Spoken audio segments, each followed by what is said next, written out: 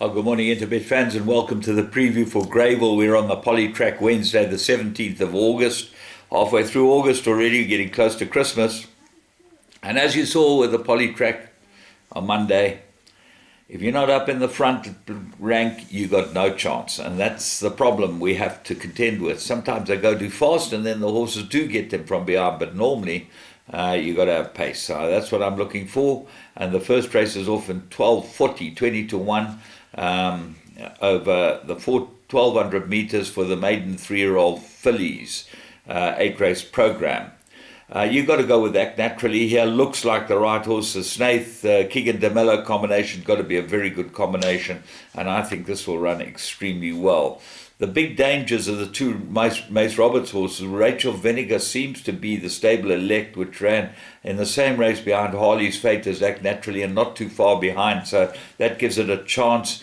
Natalia shows pace, and Kanya Sakai gets a ride. He rode it last time, so take note of that one as well. The horse that hasn't run, which there's money for, is Shanta's Pride, and Muscat's comment is might run on into the quartets. Well, as you saw on Monday, good things get lost at Greyville on the Polytrack first time out, because you've got to jump and go. You can't sit around. Race 2, Maiden Plate. They go 1,600 meters. And the two Peter Muscat runners look like big dangers, Wave Warrior and Aurora Storm. Not sure which one's the more fancy to the two, but I would think Aurora Storm might be the better of the two, with obvious improvement to come. But they've all got to beat number 3, Captain Catman. Been running on this horse, very good runs, and if Peterson gets us into a fighting position turning for home, hard to beat. Unique Power ran 2 very good races, first 2 starts. Rachel gets a leg up, as you saw. The 1.5 kilos, she could end up being champion jockey, and I would have a little strike on her to be champion jockey. With this 1.5 kilo, she is deadly. She's a deadly rider anyway, but this makes a big difference. It's 3 pounds off every horse's back, and I can tell you horses that can win do win with her. So Unique Power goes into the calculations because of the Venica factor. And we're going to call it the RV factor from now on.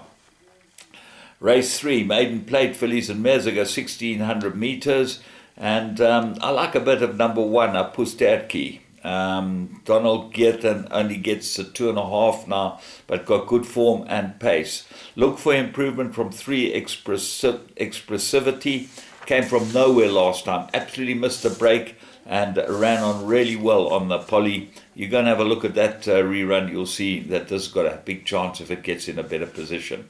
The RV factor is on number 5, Special Charm, and the blinkers as well. That might make a big difference to the match at runner. Let It Snow, improved last run, but hasn't been on the poly yet. And Tricky Draw for Ashton Aries, draw 6. I think that might just put it in its place. Let It Snow, but definitely one for the quartets. And then Devils and Dust got some form. Race 4, Apprentice Handicap, 1,600 meters. Well, immediately what you're going to look for is you're going to look for the best apprentice riders, and RV is riding on number 6, Patronage. And the third run after a rest runs on. So Patronage comes into this race pretty well, but it's going to need a decent pace. The horse I like is number 7, Napoleon. If Coltican can get this horse in the right position, this is the winner. There are others that have got chances. Congo Compact, drawn 1 and got pace, so this must be included in all your bets, although he comes off a rest. He's a big price, straight up ahead of the speed rating. Stanley's got good form, and the stable's in outstanding form. Q Wing and Forest Jump both got chances. You know, if you don't take your chances, you're going to take the whole field. Race 5, Mirror 86, 1,800. And I made this a 2-cornered contest. I like 6, Willow's Wish strongly. I think he's the right horse, and I think he should be able to win this. He ran very well on the Polytrack behind Snow Palace, and I think he's got a bit of class, this horse, so I expect him to go well. The big danger, 14 to 1 shot Run to Denmark from the Andre Nel stable. Another one that's come off from a rest, but got good form and pace, and very well clear of the speed rating. So they look like the two to me in race 5. Race 6, fillies and mares handicap, 1,000 meters. Very hard to go against Magic Lee. If she gets the right ride and she gets to the front with 49.5 on her back, she's very, very difficult to beat. Danger, Kaylee's Fate. Keely's Fate from Michael Roberts' yard with Rachel on it, RV Factor. Remember last time it ran unshod both front and ran 2 lengths off Lady Macbeth. That was a very good run and expected to go much better here over this course with the 1,000 meters. Miss Magician, close between that one and Magic Lee, but I'm going for Magic Lee because of the draw factor. And then you got Willow Me, Garth Buller's runner, could be a big improver and beat Canadian Summer, which was a real shock that day. Race 7, Apprentice Handicap, 1,000 meters, and this is another difficult race. Pacific Winter's the favourite, but they're taking the blinkers off, and that really worries me. It's an experiment that often goes wrong.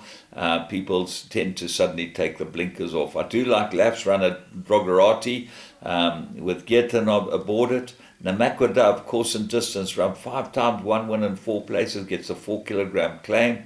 Bless Me Fred gets another 4 kilogram claimer, so that's got to have a chance. Rachel rides Let's Get Together. Maybe that's the best of the Roberts runners, but just won a maiden, so I can't have it.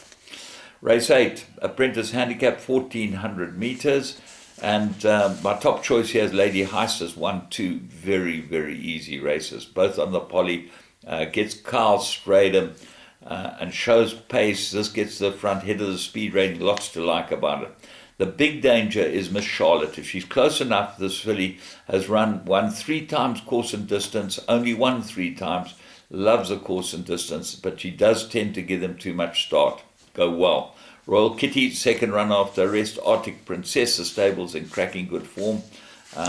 Rachel rides number 11, the RV Factor, and that filly Hatter has had a number of chances but might improve, as might Kitten's Adventure. So, all in all, one of those days is pretty difficult, but there are a couple that I'm going for at big prices. I'm going for the all to comes, a couple of doubles, a couple of trebles. Let's see how we go. From me, James Goodman, have a great day's racing.